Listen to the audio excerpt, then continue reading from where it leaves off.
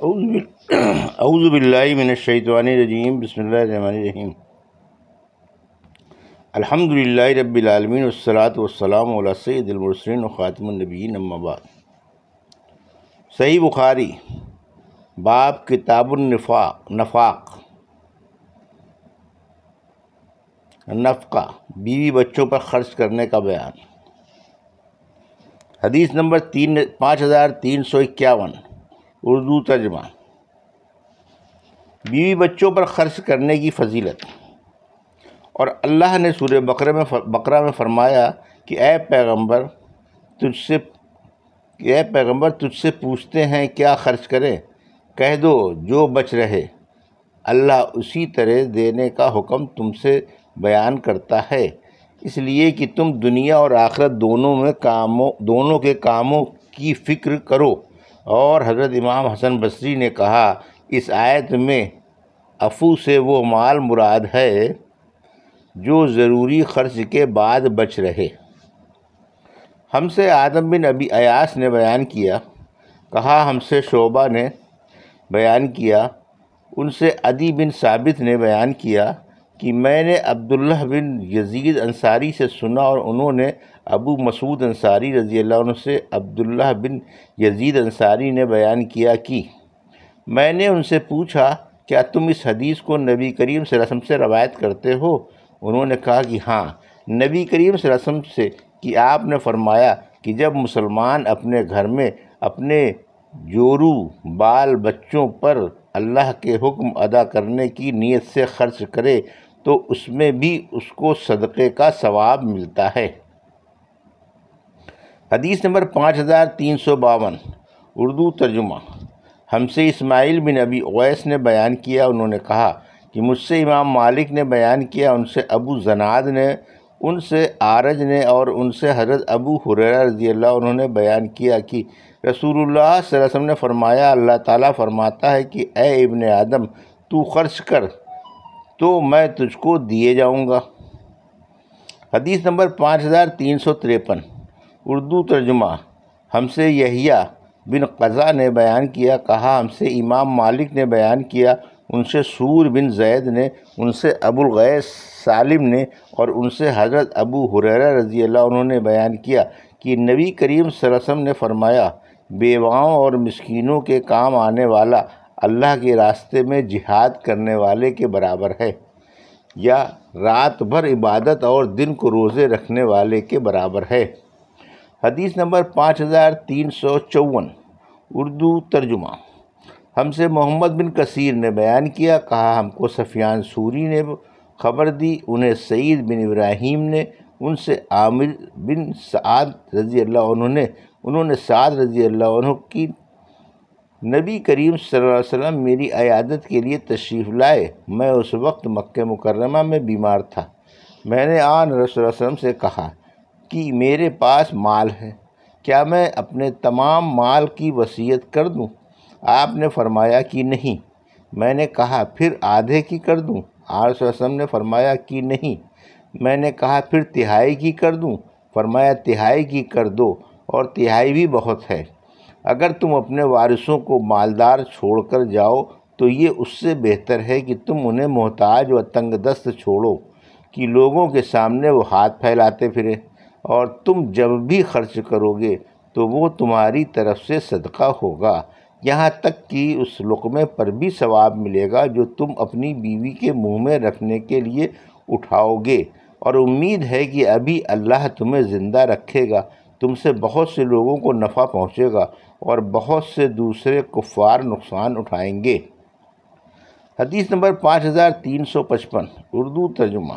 ہم سے عمرو بن حفص نے بیان کیا، کہا ہم سے ہمارے والد نے بیان کیا، ان سے اعمش نے بیان کیا، ان سے ابو صالح نے بیان کیا، کہا کہ مجھ سے حضرت ابو ہریرہ رضی اللہ عنہ نے بیان کیا، انہوں نے بیان کیا کہ نبی کریم صلی اللہ علیہ وسلم نے فرمایا، سب سے بہترین صدقہ وہ ہے جسے دے کر دینے والا مالدار ہی رہے، اور ہر حال میں اوپر کا ہاتھ دینے والے کا نیچے کا دینے والے کے ہاتھ سے بہتر ہے، اور خرچ کی ابتدا ان سے کرو جو تمہاری نگہبانی میں ہے، عورت کو اس کے مطالبے کا حق ہے کہ مجھے کھانا دے ورنہ طلاق دے۔ غلام کو اس مطالبے کا حق ہے کہ مجھے کھانا دو اور مجھ سے کام لو۔ بیٹا کہہ سکتا ہے کہ مجھے کھانا کھلاؤ یا کسی اور پر چھوڑ دو۔ لوگوں نے کہا، اے ابو ہریرہ، کیا یہ آخری ٹکڑا بھی کہ جورو کہتی ہے آخر تک؟ آپ نے رسول اللہ صلی اللہ علیہ وسلم سے سنا ہے۔ انہوں نے کہا کہ نہیں، بلکہ یہ ابو ہریرہ رضی اللہ عنہ کی خود اپنی سمجھ سے ہے۔ حدیث نمبر 5356، اردو ترجمہ۔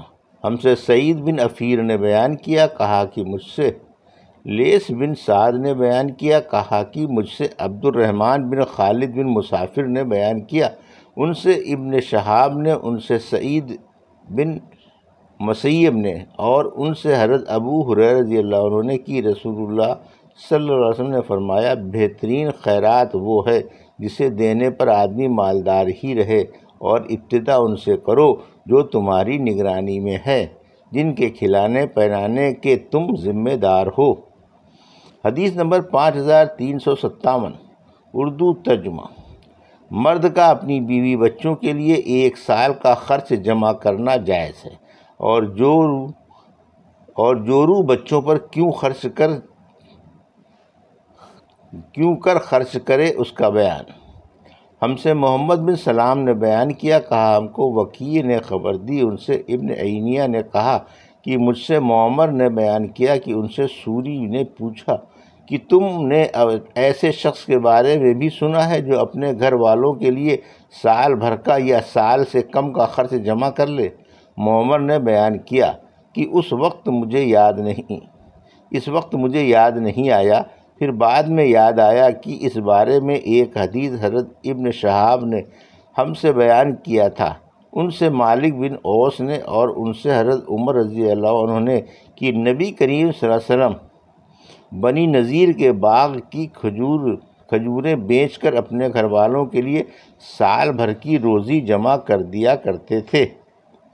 حدیث نمبر 5358، اردو ترجمہ۔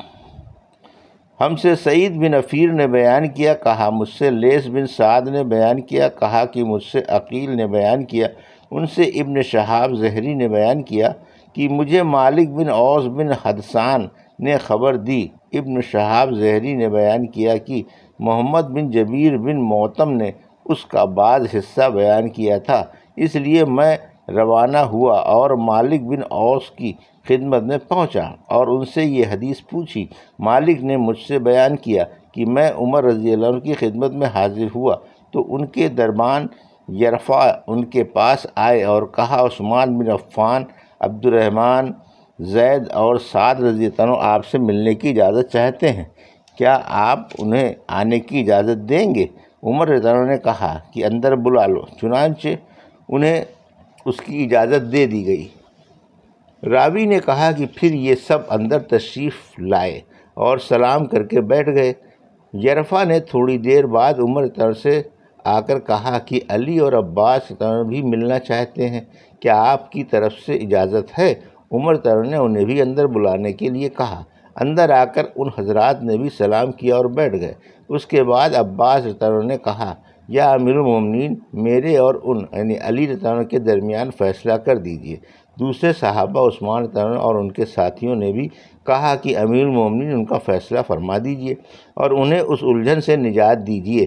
عمر رضی اللہ عنہ نے کہا، جلدی نہ کرو، میں اللہ کی قسم دے کر تم سے پوچھتا ہوں جس کے حکم سے آسمان اور زمین قائم ہے، کیا تمہیں معلوم ہے کہ رسول اللہ صلی اللہ علیہ وسلم نے فرمایا ہے کہ ہمارا کوئی وارث نہیں ہوتا، جو کچھ ہم انبیاء وفات کے وقت چھوڑتے ہیں وہ صدقہ ہوتا ہے؟ حضور اکرم صلی اللہ علیہ وسلم کا اشارہ خود اپنی ذات کی طرف تھا۔ صحابہ نے کہا کہ آنس صلی اللہ علیہ وسلم نے یہ ارشاد فرمایا تھا۔ اس کے بعد عمر رضی اللہ عنہ علی اور عباس رضی اللہ عنہ کی طرف متوجہ ہوئے اور ان سے پوچھا، میں اللہ کی قسم دے کر آپ سے پوچھتا ہوں، کیا آپ لوگوں کو معلوم ہے کہ رسول اللہ صلی اللہ علیہ وسلم نے یہ ارشاد فرمایا تھا؟ انہوں نے بھی تصدیق کی کہ آنس صلی اللہ علیہ وسلم نے واقعی یہ فرمایا تھا۔ عمر رضی اللہ عنہ نے کہا کہ اب میں آپ سے اس معاملے کی میں بات کروں گا۔ اللہ تعالیٰ نے اپنے رسول صلی اللہ علیہ وسلم کو اس مال یعنی فے میں مختار کل ہونے کی خصوصیت بخشی تھی، اور آن صلی اللہ علیہ وسلم کے سوا اس میں سے کسی دوسرے کو کچھ نہیں دیا تھا۔ اللہ تعالیٰ نے ارشاد فرمایا تھا، ما فعل اللہ علی رسولہ منہم قولہ قدیر۔ اس لیے یہ 4 خمس خاص آپ کے لیے تھے۔ اللہ کی قسم آن صلی اللہ علیہ وسلم نے تمہیں نظر انداز کر کے اس مال کو اپنے لیے خاص نہیں کر لیا تھا، اور نہ تمہارا کم کر کے اسے آن صلی اللہ علیہ وسلم نے اپنے لیے رکھا تھا، بلکہ آن صلی اللہ علیہ وسلم نے پہلے تم سب میں اس کی تقسیم کی، آخر میں جو مال باقی رہ گیا تو اس میں سے آپ اپنے گھر والوں کے لیے سال بھر کا خرچ لیتے، اور اس کے بعد جو باقی بچتا اسے اللہ کی طرف سے